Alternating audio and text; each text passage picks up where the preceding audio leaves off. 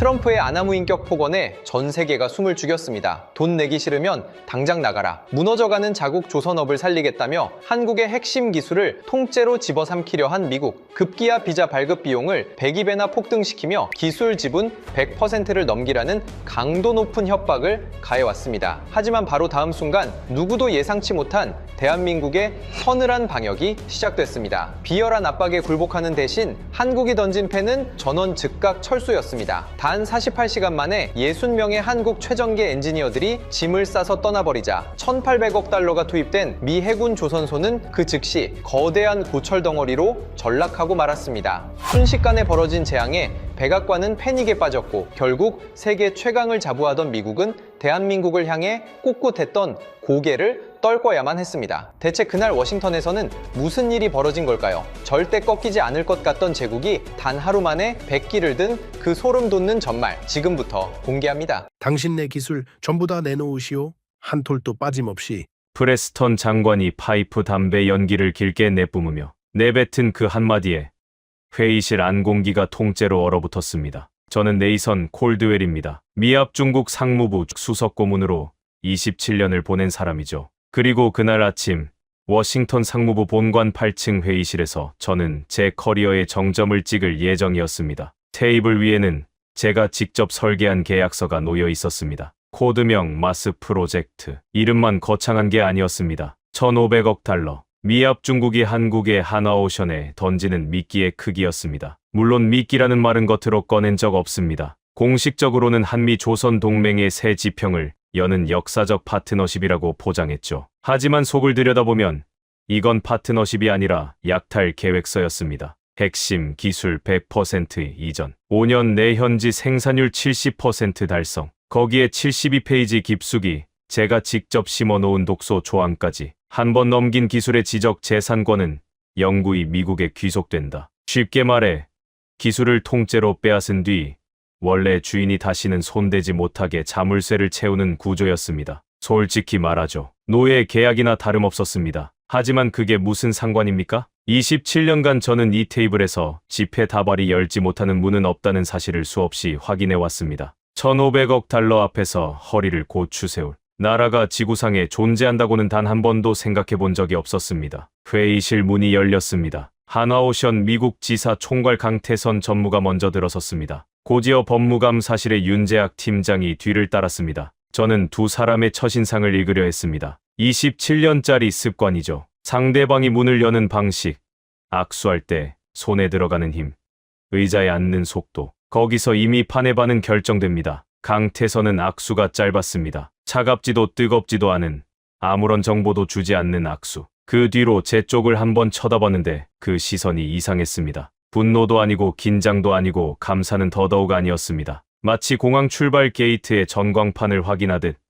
필요한 정보만 묻고 시선을 거두는 그런 눈빛이었습니다. 27년 동안 수백 명의 협상가를 상대해봤지만 저렇게 아무것도 익히지 않는 눈은 처음이었습니다. 윤재학 팀장은 더 기묘했습니다. 굵은 검정 뿔테 안경 너머로 계약서를 펼치자마자 그의 눈동자가 페이지를 찍어내듯 움직이기 시작했습니다. 128페이지짜리 두께의 서류를 넘기는 속도가 비정상적이었습니다. 읽는 게 아니라 스캔하는 것 같았습니다. 마치 그 안에 뭐가 있는지 이미 다 알고 있다는 듯이. 그의 손가락이 멈춘 곳이 있었습니다. 72페이지, 정확히 2초. 찰나의 정지였습니다. 제 심장이 한 박자 건너뛰었습니다. 72페이지. 바로 거기에 제가 밤을 새워가며 묻어놓은 지적재산권 영구 귀속 조항이 숨어 있었으니까요. 발각됐다. 하지만 저는 태연한 척 커프스링크를 매만졌습니다. 들켰으면 어떻습니까? 항의하면 우리가 한 발 물러서는 신용을 하면 됩니다. 어차피 1,500억 달러라는 중력 앞에서 저들이 궤도를 이탈할 수는 없으니까요.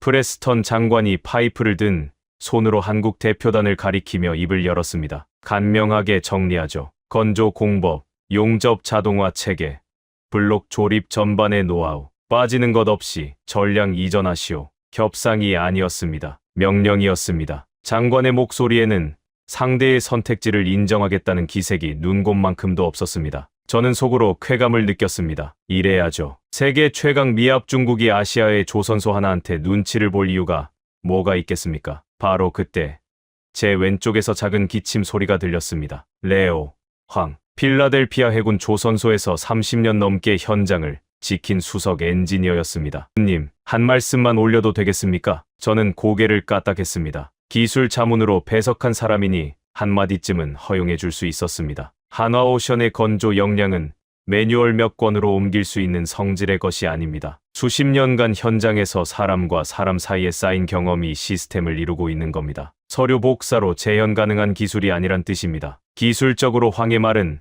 한 글자도 틀리지 않았습니다. 하지만 이 자리에서 필요한 건 기술적 정확도가 아니라 정치적 돌파력이었습니다. 저는 테이블 밑에서 황의 발등을 밟았습니다. 그는 미간을 찌푸리며 입을 다물었고 눈빛은 분명히 저에게 경고를 보내고 있었습니다. 저는 무시했습니다. 현장 기술자의 걱정 따위에 발목 잡힐 단계가 아니었으니까요. 이 경고를 제가 온몸으로 후회하게 되기까지 앞으로 정확히 열흘이 남아 있었습니다. 물론 그때의 저는 알 리가 없었죠. 프레스턴 장관이 제 떠리에 파이프를 툭 내려놓으며 한국 측을 향해 말했습니다. 강 전무, 한화오션의 공식 입장이 뭡니까? 솔직히 말해서 전 세계를 뒤져봐도 한국 조선업에 이 규모의 자금을 베팅할 배포를 가진 나라는 미합 중국밖에 없습니다. 거절했을 때 어떤 대가가 돌아올지 감당할 수 있겠느냐. 장관의 말 속에는 그런 으름장이 또렷하게 깔려 있었습니다. 저는 강태선이 입을 여는 순간만 기다렸습니다.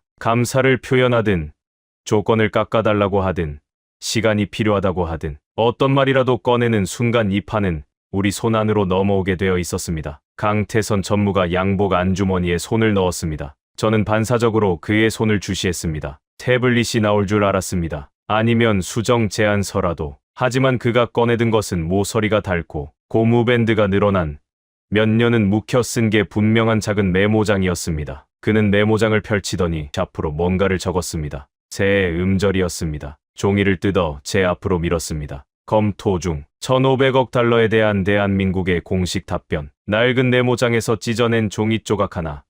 그 위에 샤프 심으로 휘갈겨 쓴 새 음절이 전부였습니다. 저는 그 종이를 집어들었습니다. 손끝에서 미세한 떨림이 느껴졌습니다. 분노가 아니었습니다. 27년간 한 번도 경험해보지 못한 낯선 감각이었습니다. 이해가 안 됐습니다. 1,500억 달러를 테이블에 올려놓았는데 돌아온 것이 종이 조각 세 글자라니. 프레스턴 장관의 얼굴이 순식간에 불그락푸르락 변했습니다. 주먹이 테이블을 내리쳤습니다. 강 전무, 지금 미합 중국 상무부를 조롱하는 겁니까? 1,500억 달러 제안에 고작 세 글자? 장관이 포효했지만 강태선의 얼굴에는 아무런 파문도 일지 않았습니다. 눈도 깜빡이지 않았습니다. 폭풍 한가운데 박혀있는 바위처럼 주변의 소란이 자기와는 아무 상관없다는 듯 고요했습니다. 수백 건의 협상을 거쳐왔지만 저토록 숨막히는 침묵은 난생 처음이었습니다. 강태선이 자리에서 일어났습니다. 테이블 위 서류에는 손끝 하나 대지 않았습니다. 메모장을 다시 안주머니에 넣고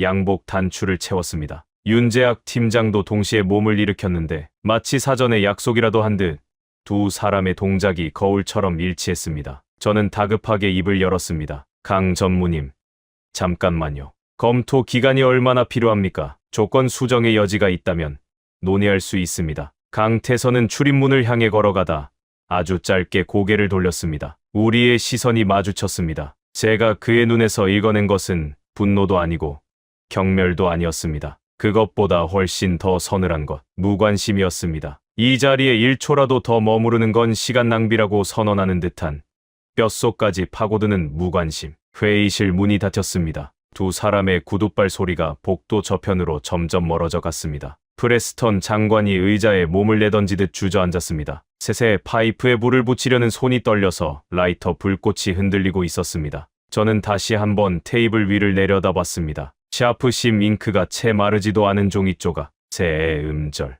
한국이 이 자리에 남긴 것은 오직 그것뿐이었습니다. 레오 황이 조용히 자리에서 일어나 제 등 뒤를 지나가며 한마디를 남겼습니다. 제가 뭐라고 했습니까? 저 사람들은 집회 앞에서 허리가 꺾이는 부류가 아닙니다. 고문님, 부디 한 번만 생각해 보십시오. 방금 당신이 건드린 게 대체 무엇인지. 저는 황의 뒷모습을 보며 콧바람을 불었습니다. 현장에서 기름때나 묻히던 기술자가 뭘 알겠습니까? 1,500억 달러 앞에서 뒤통수를 치는 나라는 없습니다. 한국이라고 다를 게 뭐가 있겠습니까? 검토 중이라는 세 글자는 시간을 벌기 위한 뻔한 립서비스라고 저는 단정했습니다. 하지만 그날 밤 숙소로 돌아가는 차 안에서 강태선의 눈빛이 머리를 떠나지 않았습니다. 그건 협상가의 눈이 아니었습니다. 다음 수를 전부 읽어놓고 판 전체를 이미 짜둔 사람의 눈이었습니다. 불안이라 부르기엔 너무 희미하고 직감이라 부르기엔 너무 선명한 예감이 가슴 어딘가에서 고개를 들었습니다. 건드리지 말았어야 할 무언가를 건드렸다는 느낌. 하지만 저는 그 감정을 창밖 포토맥 강 위로 흘려보냈습니다. 우리에겐 1,500억 달러가 있었으니까요. 그 무게면 충분하다고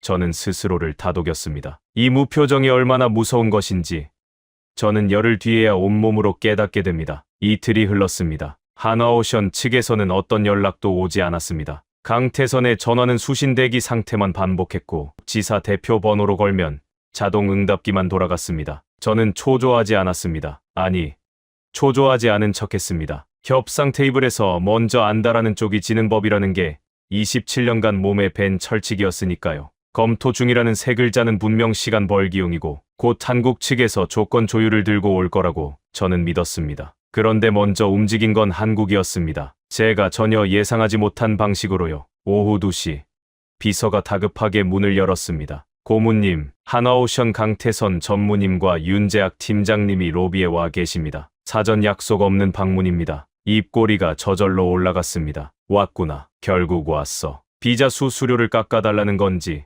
아니면 기술 이전 범위를 좁혀달라는 건지 어쨌든 아쉬운 소리를 하러 온 게 분명했습니다. 저는 의도적으로 5분을 기다리게 했습니다. 상대를 세워두는 것, 서열의 차이를 각인시키는 가장 고전적인 방법이죠. 충분히 뜸을 들인 뒤에야 들여보내라고 했습니다. 저는 소파 쿠션을 정리하고 버번 위스키 2잔을 따랐습니다. 저쪽은 아쉬운 입장이니 위스키 한 잔 건네며 아량을 베푸는 모습을 연출하는 게 심리적 우위를 잡는데 효과적입니다. 계산된 여유, 그게 제 스타일이었습니다. 문이 열렸습니다. 강태선이 먼저 들어왔습니다. 이틀 전 회의실에서 본 그 얼굴과 정확히 동일했습니다. 감정의 그림자조차 없는 얼굴. 뒤따라 들어온 윤재학은 서류 가방 하나를 들고 있었고 굵은 뿔테 안경 너머의 시선은 여전히 메스처럼 날카로웠지만 그 외에 어떤 표정도 읽을 수 없었습니다. 저는 자리에서 일어나 악수를 청했습니다. 어서 오십시오. 위스키 한잔 하시겠습니까? 제가 직접 따른 겁니다.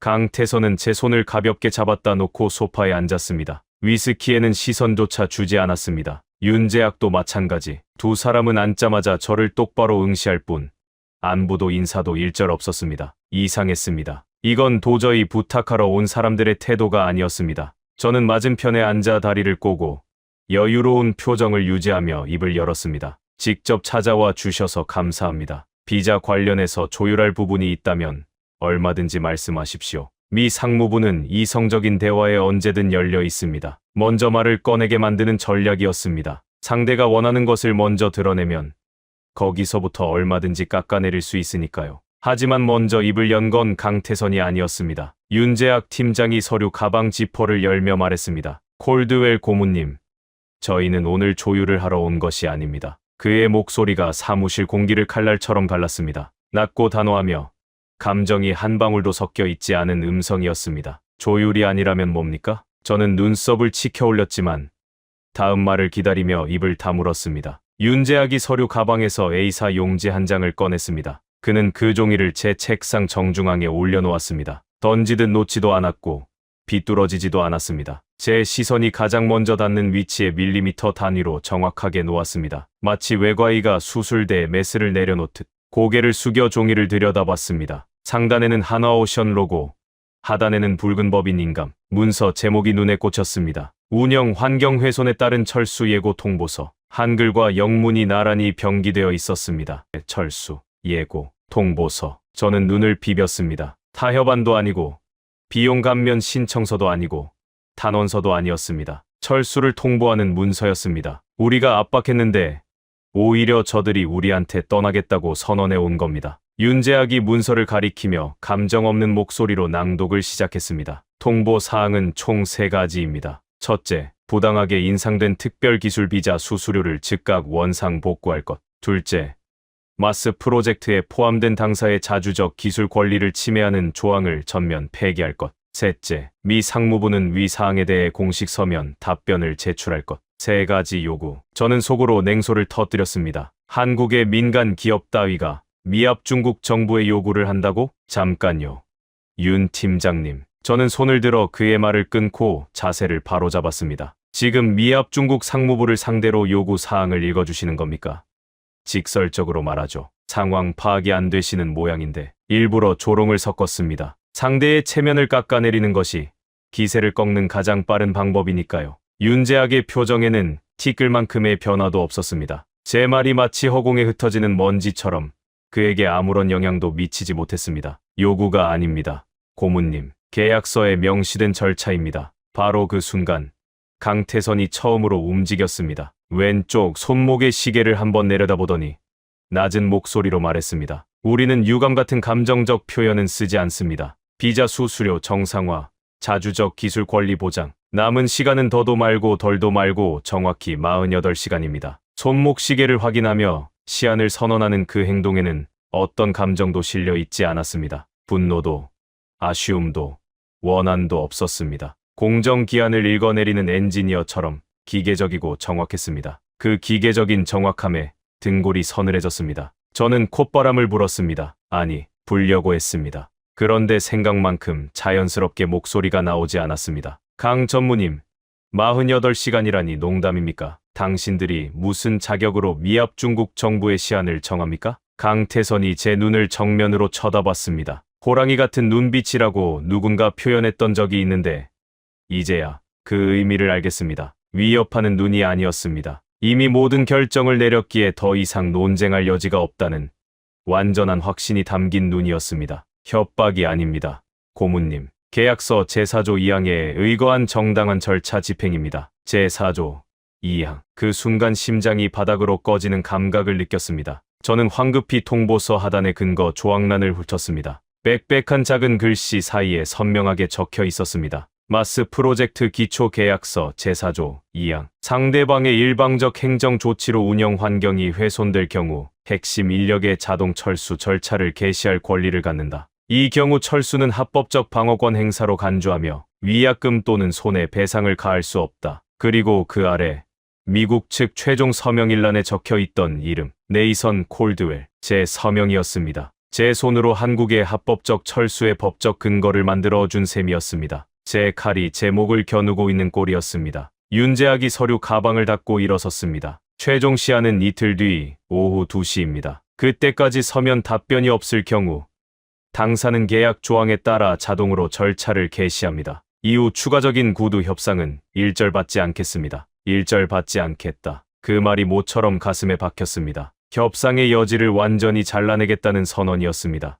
급하게 입을 열려 했지만 강태선과 윤재학은 이미 출입문을 향하고 있었습니다. 뒤돌아보지 않았습니다. 단 한 번도. 문이 닫혔습니다. 사무실에는 법원향과 죽음 같은 정적만 남았습니다. 아량을 베풀겠다고 따라놓은 위스키 2잔은 소파 테이블 위에서 한 모금도 줄지 않은 채 그대로 있었습니다. 48시간. 남은 시간은 더도 말고 덜도 말고 정확히 48시간. 저는 카르티에 커프 스링크를 풀어 책상 위에 내려놓았습니다. 27년 만에 처음으로 지폐 다발이 열지 못하는 문도 있을지 모른다는 생각이 머리를 스쳤습니다. 하지만 인정할 수는 없었습니다. 아직은. 강태선이 떠난 뒤 제가 가장 먼저 한 일은 대출 프로그램이라는 이름의 당근을 설계한 것이었습니다. 비자 수수료 10만 달러를 3년 분할 상환으로 대출해 주겠다는 내용이었죠. 이자율은 상징적인 연 1%. 겉으로는 그럴듯했습니다. 하지만 본질은 아무것도 바뀌지 않았습니다. 강도가 빼앗은 돈을 할부로 돌려주겠다는 것과 뭐가 다릅니까? 저도 알고 있었습니다. 하지만 프레스턴 장관의 판단, 그러니까 체면만 세워주면 아시아인들은 알아서 기어들어온다는 그 경멸적인 확신을 저는 아직 믿고 있었습니다. 그 당근조차 거부당할 줄은 정말 몰랐습니다. 이틀 전으로 돌아가겠습니다. 태선이 세음절을 남기고 떠난 바로 다음 날 프레스턴 장관이 저를 호출했습니다. 장관실에 들어서자마자 파이프 연기가 코를 찔렀습니다. 평소보다 더 자욱했습니다. 프레스턴은 마호가니 책상 뒤 서류 더미에 고개를 파묻고 있었고 제가 들어와도 눈을 들지 않았습니다. 한참을 세워뒀습니다. 상대를 기다리게 해서 위계를 각인시키는 것. 그게 이 사람의 방식이었습니다. 콜드웰, 그 한국 놈들 아직도 감감무소식이라며? 서류에서 눈을 떼지 않은 채 물었습니다. 예, 검토 중이라는 답변만 남긴 채 모든 실무 접촉을 의도적으로 피하고 있습니다. 그제야 장관이 고개를 들었습니다. 눈빛이 차가웠습니다. 이틀이나 줬는데 아직도 검토 중이야? 내가 너무 자비로웠던 모양이군. 장관은 서랍에서 서류 한 장을 꺼내 제 앞으로 밀었습니다. 국토안보부 이민국 특별공제안이었습니다. 내용을 읽는 순간 제 눈이 커졌습니다. 특별기술비자 수수료를 현행 1,000달러에서 즉시 10만 달러로 인상한다. 100배였습니다. 장관님, 이건 지나치게 과격한 조치가 아닙니까? 수수료를 100배나 올리면 한국 기술자들이 자진 철수할 수도 있습니다. 프레스턴이 파이프를 문 채 느긋하게 웃었습니다. 그게 핵심이야. 돈 내기 싫으면 기술만 남겨두고 당장 꺼지라는 거지. 정신이 번쩍 들도록 따끔하게 맛을 보여줘야 해. 잔인한 수법이었습니다. 하지만 솔직히 효과는 즉각적일 거라 생각했습니다. 새 음절로 1,500억 달러를 씹어버린 강태선이라 해도 휘하 엔지니어 한 명의 비자 비용이 10만 달러라는 소리를 들으면 계산이 달라질 수밖에 없을 테니까요. 기술자들이 동요하면 본사도 흔들리기 마련입니다. 1,500억 달러라는 당근이 안 먹혔으니 이번엔 채찍을 쓰는 겁니다. 저는 그 서류에 제 이름을 서명했습니다. 카르티에 커프스링크가 종이 위에서 번쩍였습니다. 커프스링크를 매만지며 서명하는 제 손은 여유로웠습니다. 이 서명이 제 무덤을 파는 삽질이 될 줄은 펜을 놓는 그 순간까지도 알지 못했습니다. 다음 날 아침, 필라델피아 해군 조선소 정문 게시판에 영문 공문 한 장이 나붙었습니다. 국토안보부 직인이 선명하게 찍힌 흰 종이, 특별기술비자 수수료, 기존 1,000달러에서 즉시 10만 달러로 변경. 가장 먼저 환호를 터뜨린 건 빅터 노악이었습니다. 필라델피아 조선소 노조 위원장, 덩치 큰 백인 노동자였습니다. 작업복 소매를 걷어붙이고 동료들 사이를 누비며 등을 두드렸습니다. 드디어 해냈어. 외국 놈들이 우리 밥그릇 빼앗는 시대는 끝났다고. 한국 놈들 비자가 10만 달러야. 10만. 이 도크는 다시 미국인 손으로 돌아온다. 노악의 환호에 몇몇 미국인 노동자들이 박수를 쳤습니다. 저는 그 광경을 바라보며 저도 모르게 입꼬리가 올라갔습니다. 현장 여론까지 우리 편인 완벽한 시나리오였습니다. 비자 폭탄에 질겁한 한국인들이 울면서 상무부로 달려와 사정하는 장면이 눈앞에 선명하게 그려졌습니다. 그런데 한국인들은 울지 않았습니다. 항해 피켓을 들지도 상무부에 탄원서를 보내지도 않았습니다. 그날 저녁, 현장 보안 책임자에게서 다급한 전화가 걸려왔습니다. 고문님, 한국 엔지니어들이 짐을 싸고 있습니다. 짐을 싼다고? 처음에는 의미를 제대로 파악하지 못했습니다. 비자 수수료에 분노해서 짐짝 들고 상무부 앞으로 시위하러 오는 거라고 생각했습니다. 그게 상식적인 반응이니까요. 부당한 처사에 항의하는 건 당연합니다. 시위가 벌어지면 언론이 들러붙을 테고 그때 우리가 한 발 물러서는 신용을 하면서 관대한 모습을 보여주겠다는 시나리오까지 머릿속에 그려놓고 있었습니다. 하지만 보안 책임자의 다음 한마디가 그 시나리오를 갈기갈기 찢어 놓았습니다. 시위가 아닙니다. 귀국입니다. 개인 물품을 여행 가방에 정리하고 있고 공고함까지 통째로 챙기고 있습니다. 수화기를 쥔 손에 절로 힘이 들어갔습니다. 귀국. 항의조차 없이 저는 즉시 차를 몰아 숙소 단지로 향했습니다. 제 눈으로 직접 확인해야 했습니다. 도착했을 때 한국 엔지니어들은 조용히 움직이고 있었습니다. 소리 지르는 사람도 눈물 흘리는 사람도 없었습니다. 옷을 개고 가방 지퍼를 닫고 방 열쇠를 반납하는 동작이 미리 입력된 프로그램을 수행하듯 질서정연했습니다. 분노조차 보이지 않는 그 질서정연함. 그게 저를 생전 처음 느끼는 불안 속으로 밀어 넣었습니다. 사람은 억울하면 소리를 지릅니다. 그게 본능입니다. 그런데 이 사람들은 감정까지 포맷된 것처럼 고요했습니다. 바로 그때 레오 황이 작업복에 기름때를 잔뜩 묻힌 채 헐레벌떡 달려왔습니다. 고문님, 대체 무슨 짓을 하신 겁니까? 저 사람들이 빠지면 도크는 내일 당장 서요. 9번 블록 선체 용접은 한국팀 아니면 맞출 수 없는 정밀도입니다. 미국 기술자들 손으로는 절대 안 됩니다. 황의 목소리가 갈라져 있었습니다. 현장 30년 넘은 노장이 이렇게 매달리는 건 처음 보는 광경이었습니다. 황, 과장하지 마. 용접일 뿐이야. 미국 기술자들도 충분히 해낸다. 한국인 없어도 이 도크는 돌아간다고요? 지금 진심으로 그렇게 생각하시는 겁니까? 황의 눈에 절망이 가득 차 있었습니다. 하지만 저는 시선을 피했습니다. 워싱턴에서 27년간 정책을 만들어 온 사람이 현장 기술자 한 명의 호소에 흔들려서는 안 됩니다. 숙소를 나와 차에 오르자마자 강태선에게 전화를 걸었습니다. 신호 3번 연결됐습니다. 강 전무님, 비공식으로 말씀드립니다. 상황이 좀 과격했던 건 인정하지만 해법은 간단합니다. 한화오션 측에서 엔지니어들의 비자 비용을 일괄 부담하시면 됩니다. 행정 간소화는 저희가 도와드릴 수 있으니 전혀 문제될 게 없습니다. 여유로운 톤을 유지했습니다. 당근을 던지는 겁니다. 수수료로 압박하되 본사가 비용을 떠안게 하면 기술자들은 남고 우리 계획도 순탄하게 돌아갑니다. 완벽한 양동 작전이라고 저는 생각했습니다. 수화기 너머에서 짧은 침묵이 흘렀습니다. 강태선의 숨소리조차 들리지 않았습니다. 강 전무님, 듣고 계십니까? 또 전화가 끊겼습니다. 미합 중국 상무부 수석고문의 전화를 일방적으로 끊어버린 겁니다. 통화 시간 27초. 강태선이 저에게 할애한 시간의 전부였습니다. 얼굴이 화끈거렸습니다. 또라기보다는 수치심에 가까웠습니다. 27년 커리어 동안 상대가 먼저 전화를 끊은 적은 단 한 번도 없었습니다. 다시 걸었습니다. 수신 거부. 세 번째, 네 번째, 다섯 번째. 전부 수신 거부. 그때 노트북에 이메일 알림이 떴습니다. 발신인은 한화오션 미국 지사. 혹시 조건 수용 회신인가 싶어 서둘러 열었습니다. 본문은 비어 있었고 첨부 파일 하나만 덩그러니 있었습니다. 파일명은 영문 약자와 숫자가 뒤섞인 암호화 파일이었고 제 권한으로는 열 수조차 없었습니다. 수신인은 대한민국 거제도 한화오션 본사 법무감사실이었습니다. 제가 전화기를 붙잡고 수신 거부를 당하던 그 27초 동안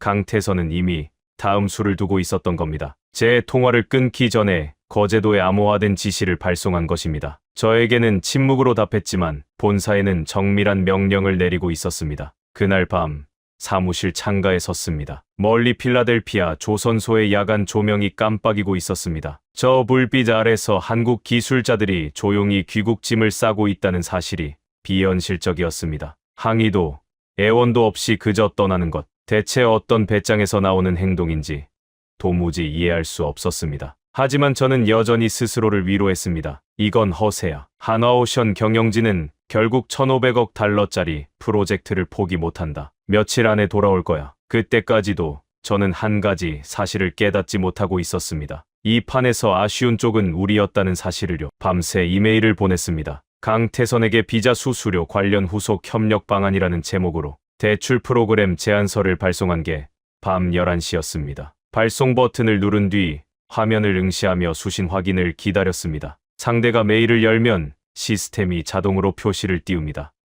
30분이 지났습니다. 읽지 않음. 1시간이 흘러도 여전히 읽지 않음. 자정이 넘었고 최종 시한까지는 14시간밖에 남지 않았습니다. 두 번째 메일을 보냈습니다. 제목에 긴급이라는 단어를 추가했습니다. 결과는 동일했습니다. 새벽 2시에 세 번째, 곧이어 네 번째. 전부 감감무소식이었습니다. 한화오션은 아예 제 메일을 열어보지도 않았습니다. 그건 단순한 무시가 아니었습니다. 발신인이 네이선 콜드웰인 메일은 확인할 가치조차 없다고 선언하는 것 같았습니다. 제 존재 자체가 지워진 느낌이었습니다. 날이 밝았습니다. 아침 7시, 밤샘으로 충혈된 눈을 하고 앉아 있는데 팩스 기계가 울렸습니다. 한화 미국 지사에서 온 것이었습니다. 혹시 대출 프로그램을 검토하겠다는 회신일까 하는 기대로 종이를 집어들었습니다. 제가 보낸 제안서의 복사본이었습니다. 페이지 하단 공백에 붉은 인감이 찍혀 있었습니다. 조건 불수용. 네 글자였습니다.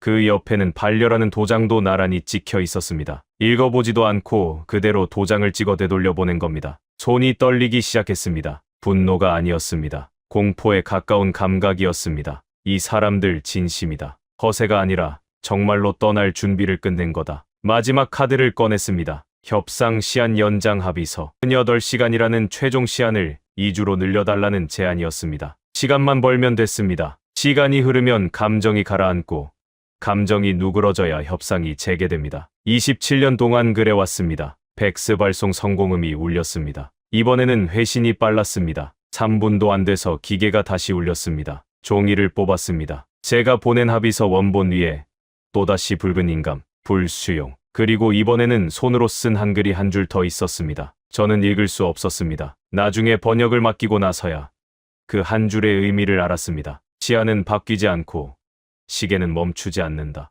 번역된 문장을 읽는 순간 뼛속까지 서늘해졌습니다. 대출 프로그램 반려, 시한 연장 거부, 한글 경고문, 세 방을 연달아 맞고 나니 정신이 아찔했습니다. 하지만 최악은 그게 아니었습니다. 오전 10시, 최종 시한까지 4시간을 남겨두고 설상가상의 소식이 날아들었습니다. 프레스턴 장관이 마스 프로젝트의 성과를 과시하기 위해 외신 기자단을 필라델피아 조선소 현장 시찰에 초청한 겁니다. CNN, 블룸버그, 로이터, 미국 조선업 부흥을 선전하는 미디어 쇼를 기획한 거였습니다. 그의 정치적 야심이 낳은 결정이었죠. 기자단이 현장에 도착했다는 보고를 받은 바로 그 순간 전화가 울렸습니다. 필라델피아 현장 책임자였습니다. 고문님, 3번 용접 라인이 멈췄습니다. 심장이 바닥으로 곤두박질 쳤습니다. 뭐라고? 한국 기술자들이 출근하지 않았습니다. 3번 라인 담당 12명 팀 전원이 오늘 아침 숙소에서 출발하지 않았고 연락도 안 됩니다. 5번 라인도 마찬가지입니다. 2개 라인이 동시에 멈추다니. 최종 시한까지 4시간이나 남았는데 한국 기술자들은 이미 현장에서 빠져나가기 시작한 겁니다. 시한이 끝나길 기다릴 거라는 제 계산은 처음부터 틀려 있었습니다. 저들은 마감 시각 따위에 관심이 없었습니다. 이미 결정은 끝나 있었고 통보서는 그저 형식이었을 뿐입니다. 하지만 진짜 재앙은 따로 있었습니다. 외신 기자단이 바로 그 멈춰선 현장을 카메라에 담고 있었습니다. 미국 조선업의 부흥을 선전하려고 초청한 기자들이 미국 조선소의 마비 현장을 실시간으로 촬영하고 있었던 겁니다. 프레스턴의 미디어 쇼는 제 발등을 찍는 도끼가 되었습니다. 빅터 노악에게서 전화가 왔습니다. 며칠 전에 환호는 온데간데 없고 목소리가 완전히 다른 사람이었습니다. 콜드웰, 3번 라인 용접기가 서버렸는데 우리 기술자들 중 아무도 이걸 다시 켤 수가 없어. 한국 팀이 관리하던 자동화 시스템에 암호가 걸려서 접근 자체가 안 된다고. 기자들이 우리한테 카메라를 들이밀고 있는데 지금 우리가 얼마나 한심해 보이는지 알기나 하냐? 레오 황의 전화도 곧바로 따라왔습니다. 분노를 넘어서 절규에 가까웠습니다. 내가 뭐라고 했습니까? 한국 팀 빠지면 도크 멈춘다고 했잖습니까? 5번 라인 선체 블록 접합부에 균열 조짐이 보입니다. 미국 기술자들은 한국 팀이 잡아놓은 공정 속도를 절대 못 따라갑니다. 내일 인수 검사 일정이 잡혀 있는데 이대로면 해군 납품 자체가 불가능합니다. 저는 아무 말도 할 수 없었습니다. 반박이 불가능했습니다. 황의 경고가 한치의 오차도 없이 현실이 되고 있었으니까요. 오후 1시, 최종 시한까지 1시간. 저는 창가에 앉아 전화기를 지켰습니다. 마지막 한 가닥 희망을 놓지 않았습니다. 혹시 한화가 막판에 연락해 올지도 모른다고. 협상이란 원래 벼랑 끝에서 물밑 접촉이 이루어지는 법입니다. 서로 퇴로를 열어주며 타협하는 것. 27년 동안 저는 그렇게 해왔습니다. 전화는 울리지 않았습니다. 대신 현장 보안 책임자의 보고가 들어왔습니다. 한국 기술자 숙소 앞에 대형 트럭 4대가 대기 중입니다. 짐을 싣고 있습니다. 공구함, 개인 물품, 기술 자료 상자, 적재 작업이 질서정연하게 진행 중입니다. 트럭 행선지는 확인했나? 필라델피아 국제공항입니다. 공항. 그 2글자가 망치처럼 머리를 내리쳤습니다. 최종 시한까지 1시간이나 남았는데 저들은 이미 공항으로 향하고 있었습니다. 제 답변을 기다리고 있지도 않았다는 뜻이었습니다. 저는 황급히 전화를 들었습니다. 강태선 번호, 수신 거부. 윤재학 번호, 수신 거부. 한화오션 미국 지사 대표 번호로 걸자 기계음이 흘러나왔습니다. 지금 거신 번호는 없는 번호입니다. 미국 지사 통신 자체가 끊겨 있었습니다. 저들은 제 손으로 미합 중국과의 마지막 연결고리마저 잘라버린 겁니다. 사무실 벽시계가 오후 1시 58분을 가리키고 있었습니다. 최종 시한까지 2분. 하지만 그 2분은 이미 아무런 의미가 없었습니다. 시계가 멈추기 전에 모든 것은 이미 끝나 있었습니다. 오후 2시 정각, 사무실 직통 전화가 울렸습니다. 벨소리가 아니라 비명처럼 들렸습니다. 고문님, 한화오션 윤재학 팀장이 화상회의 연결을 요청했습니다. 즉시 응답해달라고 합니다. 심장이 미친 듯이 뛰기 시작했습니다. 마지막 순간에 연락을 해온 겁니다. 역시 벼랑 끝에 몰리면 돌아오게 돼 있어. 공항으로 향하던 트럭 4대는 압박용 쇼에 불과했을 거야. 진짜 협상은 지금부터다. 저는 그렇게 스스로를 다독이며 화상회의 시스템을 켰습니다. 화면이 뜨는데 5초가 걸렸지만 5분처럼 느껴졌습니다. 윤재학의 얼굴이 나타났습니다. 그런데 제 눈에 먼저 들어온 건 그의 배경이었습니다. 사무실이 아니었습니다. 흰 벽, 형광등, 그리고 등 뒤로 희미하게 보이는 출발 게이트 안내판, 공항이었습니다. 윤재학은 공항에서 화상회의에 접속한 겁니다. 콜드웰 고문님, 현재 시각 오후 2시입니다. 윤재학의 목소리는 이틀 전 제 사무실에서 들었던 것과 억양, 음량, 말의 속도까지 토시 하나 다르지 않았습니다. 녹음된 음성을 재생하는 듯 감정이 실려 있지 않은 목소리였습니다. 48시간이 경과했습니다. 미 상무부로부터 서면 답변을 수신하지 못했음을 확인합니다. 제가 다급하게 입을 열었습니다. 윤 팀장님, 잠깐만요. 어제 이메일로 비자 수수료, 대출 프로그램을 보냈습니다. 당신들의 부담을 실질적으로 줄여주려는 상무부의 공식 의지가 담긴 제안서입니다. 그게 사실상 서면 답변 아닙니까? 윤재학이 안경 너머로 저를 2초간 쳐다보더니 입을 열었습니다. 통보서의 요구는 3가지였습니다. 첫째, 비자 수수료 즉각 원상 복구. 둘째, 기술 권리 침해 조항 전면 폐기. 셋째, 위 사항에 대한 공식 대출할서는 3가지 중 어디에도 해당하지 않습니다. 논리가 칼날 같았습니다. 제가 보낸 건 10만 달러를 유지한 채 지불 방식만 바꾸자는 것이고, 한국이 요구한 건 수수료 자체를 1000달러로 되돌리라는 것이었습니다. 본질이 다르다는 걸 저도 알았지만 인정할 수는 없었습니다. 그건 해석의 차이 아닙니까? 실질적 부담 경감이라는 측면에서 서면 답변으로 볼 수 있습니다. 해석이 아니라 숫자의 문제입니다. 현재 수수료 10만 달러, 요구 사항 1000달러, 99,000달러의 차이는 해석으로 메울 수 있는 것이 아닙니다. 할 말을 잃었습니다. 숫자 앞에서 말장난은 통하지 않았습니다. 저는 전략을 바꿔 협박으로 돌아갔습니다. 잘 들으십시오. 한화오션이 일방적으로 철수한다면 미 상무부는 계약 위반으로 손해배상을 청구할 겁니다. 연방법원에서 한화의 미국 내 자산을 동결할 권리가 우리에게 있다는 건 알고 계시겠죠. 윤재학이 화면 아래에서 서류 한 장을 꺼내 카메라를 향해 천천히 펼쳤습니다. 계약서 72페이지, 형광펜으로 그어진 조항이 선명하게 보였습니다. 위약금 청구에 대해 계약서 제4조 2항을 다시 읽어드리겠습니다. 감정 없는 목소리로 조항을 또박또박 낭독했습니다. 미국 측의 일방적 행정 조치로 운영 환경이 훼손될 경우 한국 측의 철수는 합법적 방어권 행사로 간주하며 위약금이나 손해배상을 가할 수 없다. 그리고 본 조항의 미국 측 최종 서명인을 확인해 주십시오. 서명란을 카메라에 들이댔습니다. 볼 필요도 없었습니다. 이미 알고 있었으니까요. 네이선 콜드웰, 제 이름이었습니다. 주먹이 떨렸습니다. 하지만 포기할 수 없었습니다. 마지막 수가 남아 있었습니다. 그래도 당신들 임원은 아직 미국 영토 안에 있습니다. 국토안보부 명의로 출국 금지 명령을 내려서 엔지니어들이 떠나지 못하게 막을 수 있습니다. 필요하다면 그렇게 할 겁니다. 말을 내뱉고 나서 제 스스로도 그 생각이 얼마나 치졸한지 느꼈습니다. 하지만 궁지에 몰린 사람은 수단을 가리지 않는 법입니다. 화면에 강태선의 얼굴이 나타났습니다. 윤재학 옆에 서 있었고 배경에서는 공항 게이트 안내 방송이 희미하게 들려왔습니다. 고문님, 지금 자유민주주의 국가의 공직자로서 외국인 노동자를 강제로 억류하겠다고 말씀하시는 겁니까? 그리고 한마디를 덧붙였습니다. 당신의 이 발언이 지금 녹화되고 있다는 사실은 인지하고 계십니까? 등골이 순식간에 얼어붙었습니다. 화면 상단, 붉은 점 하나가 깜빡이고 있었습니다. 처음부터 녹화 중이었던 겁니다. 위약금 협박, 자산 동결 언급, 강제 억류 발언, 전부 기록되고 있었습니다. 이 영상이 유출되기라도 하면 동맹국 기술자를 감금하려 한 나라라는 낙인이 미합 중국에 찍히는 겁니다. 윤재학이 최종 통보를 했습니다. 운영 환경 훼손 조항에 의거 당사는 지금 이 시간부로 모든 기술 지원과 인력 주둔을 무기한 중단합니다. 감사합니다. 화면이 꺼졌습니다. 검은 모니터 위로 제 얼굴이 비쳤습니다. 기가 빠져나간 반백의 관료가 입을 반쯤 벌린 채 화면을 응시하고 있었습니다. 30초도 되지 않아 레오 황에게서 전화가 왔습니다. 고문님, 메인 시스템 접근 권한이 잠겼습니다. 한화오션 서버에 연결된 프로그램 전부, 건조 공정 관리, 자재 물류, 품질 검사 데이터베이스가 통째로 마비됐습니다. 비밀번호가 바뀐 게 아니라 시스템 자체가 셧다운됐습니다. 로그인 화면에는 자동 암호화 처리 완료라는 문구만 뜨고 아무것도 할 수가 없습니다. 사람이 떠나고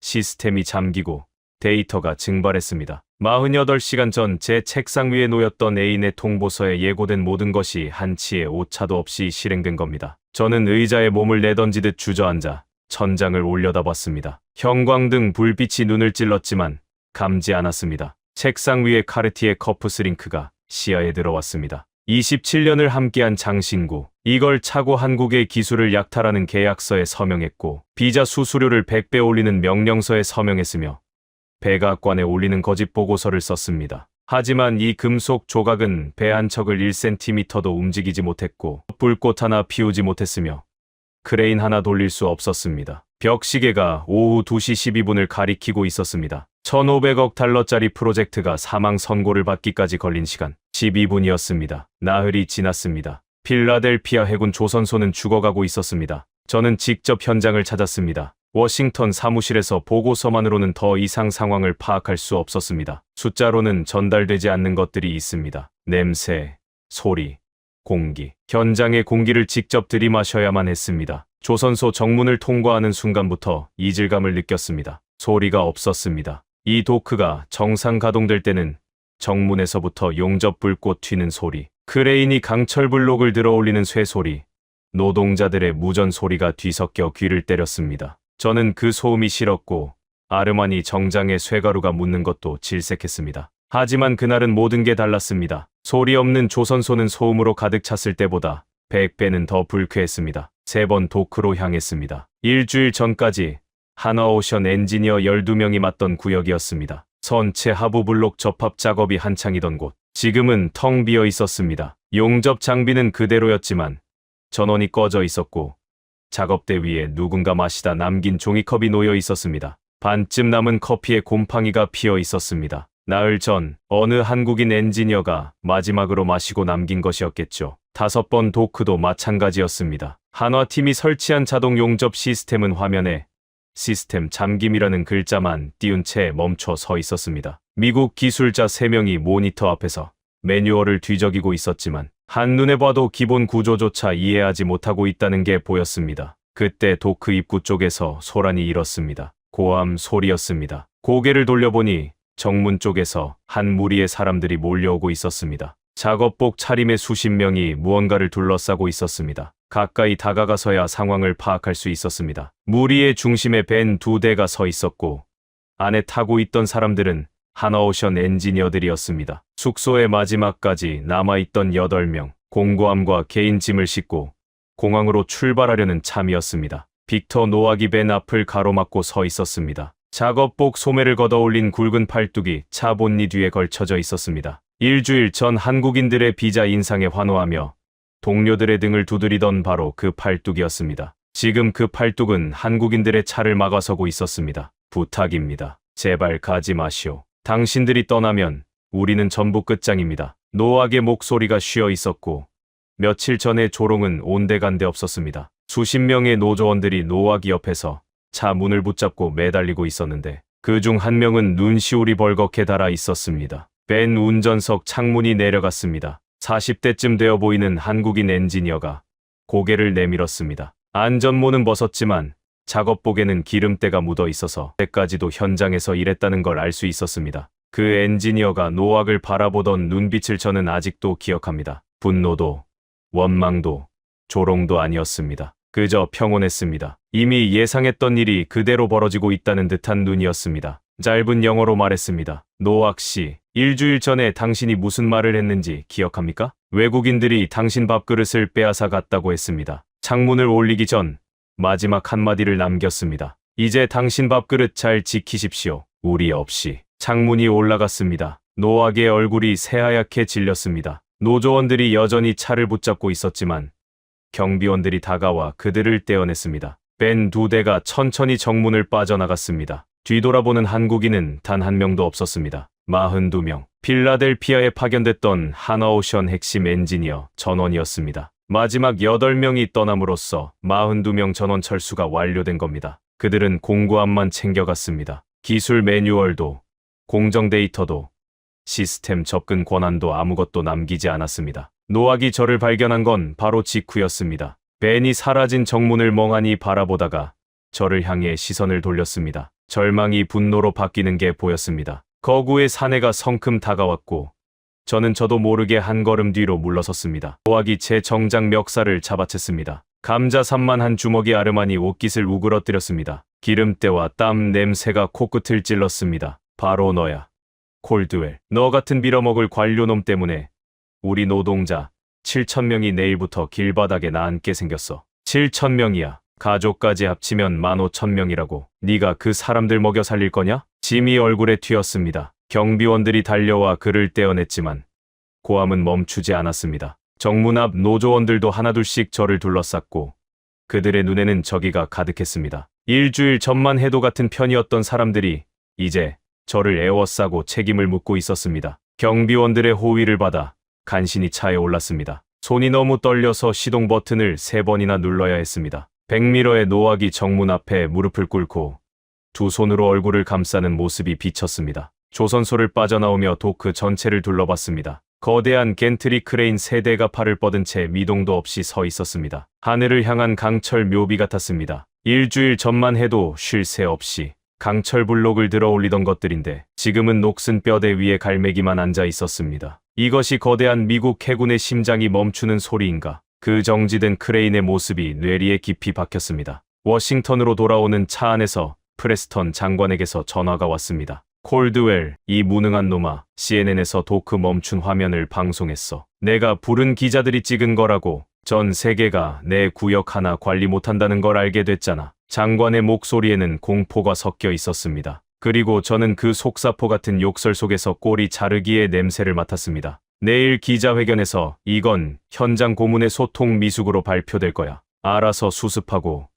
내 이름은 절대 거론하지 마. 전화가 끊겼습니다. 비자 인상을 명령한 것도, 약탈적 계약 구조를 설계한 것도 그였지만 책임은 결국 제게 돌아왔습니다. 워싱턴의 법칙이죠. 성공은 윗사람의 것, 실패는 아랫사람의 목. 그날 밤 사무실에 홀로 앉아 백악관 안보회의에 올릴 보고서를 작성했습니다. 사실대로 쓸 수는 없었습니다. 저는 거짓말을 했습니다. 일시적 공정 지연이 발생했으나 미국 측 기술 인력 재배치를 통해 조기 정상화가 가능할 것으로 판단됨. 가동률이 반토막 난 상황을 일시적이라고 썼습니다. 시스템 하나 돌릴 수 없는 상황에서 정상화가 가능하다고 썼습니다. 보고서를 전송하고 의자에 몸을 내던졌습니다. 레오 황의 말이 귓가에 맴돌았습니다. 저 사람들 빠지면 도크는 내일 당장 선다고. 토시 하나 틀리지 않았습니다. 고작 42명이 떠나자 1,500억 달러짜리 거대한 미국 해군의 심장이 멈춰 선 겁니다. 지폐 다발로 살 수 없는 것이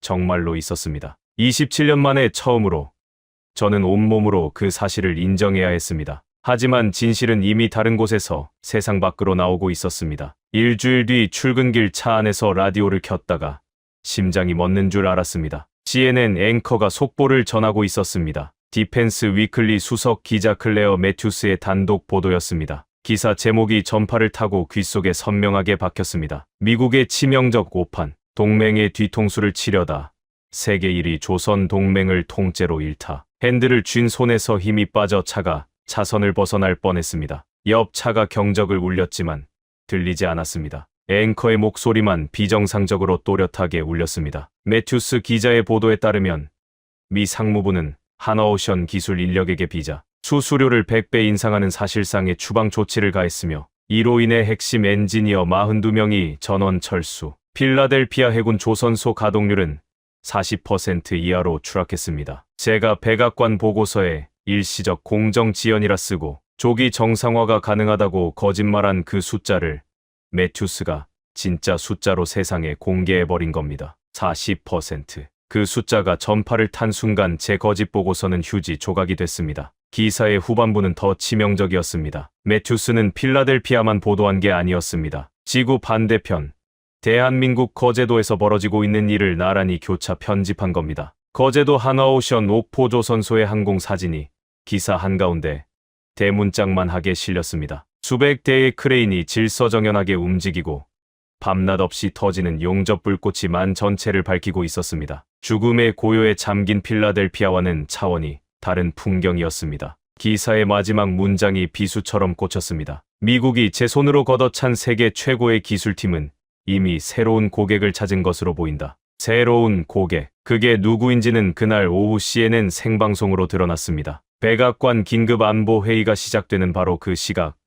제 노트북에 속보 알림이 떴습니다. 캐나다 총리, 대한민국 거제도, 하나오션, 옥포조선소 전격 방문. 생방송을 켰습니다. 화면 속 광경은 믿을 수 없는 것이었습니다. 옥포조선소의 거대한 도크 한가운데 캐나다 총리가 안전모를 쓰고 하나오션 고위 임원들과 나란히 걷고 있었습니다. 크레인이 쉴 새 없이 돌아가고 용접 불꽃이 사방에서 튀는 그곳은 살아있는 강철의 도시였습니다. 카메라가 줌인하자 총리 옆에 강태선이 서 있었습니다. 그리고 강태선 뒤로 저는 익숙한 얼굴들을 봤습니다. 필라델피아에서 공구함만 들고 떠났던 하나오션 엔지니어들이었습니다. 42명 전원, 단 한 명도 빠짐없이 작업복을 입고 도면 테이블에 앉아 귀국하자마자 새 프로젝트 도면에 서명하고 있었습니다. 화면 하단에 자막이 떴습니다. 캐나다 순찰 잠수함 프로젝트. 예산 420억 캐나다 달러. 약 60조 원. 하나오션 단독 수주 공식 승인. 60조 원. 다리에서 힘이 빠져 의자에 주저앉았습니다. 미국은 10만 달러 비자 폭탄으로 한국의 목을 조르려 했지만 캐나다는 60조 원으로 그 밧줄을 끊어버린 겁니다. 계약서에는 특별 조항이 포함돼 있었습니다. 미국을 포함한 타국의 정치적 간섭을 절대적으로 배제할 것. 캐나다가 미리 심어놓은 법적 방벽이었습니다. 미국이 나중에 손을 뻗더라도 손가락 하나 댈 수 없게 만든 겁니다. 캐나다 총리가 마이크를 잡았습니다. 미국이 제 손으로 걷어찬 세계 최고의 대한민국 기술팀을 캐나다가 60조 원을 걸고 독점했습니다. 우리는 동맹의 기술을 약탈하지 않습니다. 우리는 그들을 존중합니다. 존중. 그 한 단어가 따귀처럼 미국의 뺨을 때렸습니다. 우리는 10만 달러짜리 비자 폭탄을 던졌고 캐나다는 60조 원의 신뢰를 줬습니다. 같은 한국을 대하는 두 나라의 방식이 전 세계 시청자 앞에서 나란히 비교되고 있었습니다. 바로 그 순간 이메일 알림이 울렸습니다. 발신인 강태선. 모든 통신을 끊어놓고도 이 메일 하나만은 보내온 겁니다. 본문에는 단 한 줄만 적혀 있었습니다. 캐나다 신규 프로젝트 투입으로 인해 필라델피아 복귀는 절대 불가합니다. 검토 중 새 음절로 시작된 한국의 답변은 복귀 절대 불가 한 줄로 끝났습니다. 처음부터 끝까지 감정 한 톨 섞여 있지 않았습니다. 유감도, 원망도, 비난도 없었습니다. 사실을 통보하고 끝.